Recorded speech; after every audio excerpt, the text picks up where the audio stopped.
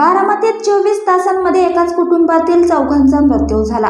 बारामतीच्या महात्मा फुले चौकात एका अपघातात मुलासह 2 नातींचा मृत्यू झाला। त्यानंतर कुटुंबातील सदस्यांचा मृत्यू सहन न झाल्याने वडिलांचाही मृत्यू झाला। रविवारी राजेंद्र आचार्य हे 10 वर्षीय सई आणि 4 वर्षीय मधुरा या 2 मुलींना घेऊन घरातील सामान आणण्यासाठी दुचाकीवरून बाहेर पडले होते।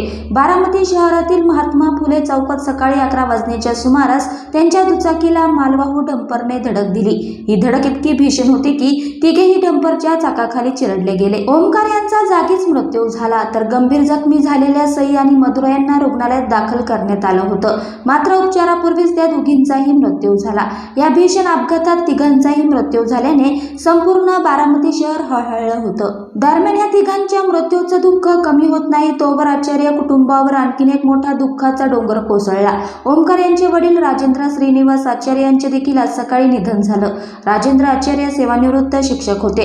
70 वर्ष वय असलेल्या राजेंद्र यांना शुगर होती। बारामतीच्या एका रुग्णालयात त्यांच्यावर उपचार सुरू होते। 2 दिवसांपूर्वीच त्यांना रुग्णालयातून डिस्चार्ज मिळाला होता। आजारी असलेल्या वडिलांना फळ आणण्यासाठी ओमकार मुलींसह घराबाहेर पडला होता आणि दुर्दैवी अपघातात तिघांचाही मृत्यू झाला। मुलाच्या आणि नातींचा मृत्यूचा धक्का सहन न झाल्याने आज सकाळी राजेंद्र आचार्य यांचे देखील निधन झाले। 24 तासात एकाच कुटुंबातील तिघांचा अशा प्रकारे दुर्दैवी मृत्यू झाल्याने आचार्य कुटुंबासह संपूर्ण बारामतीवर दुःखाचा डोंगर कोसळला आहे।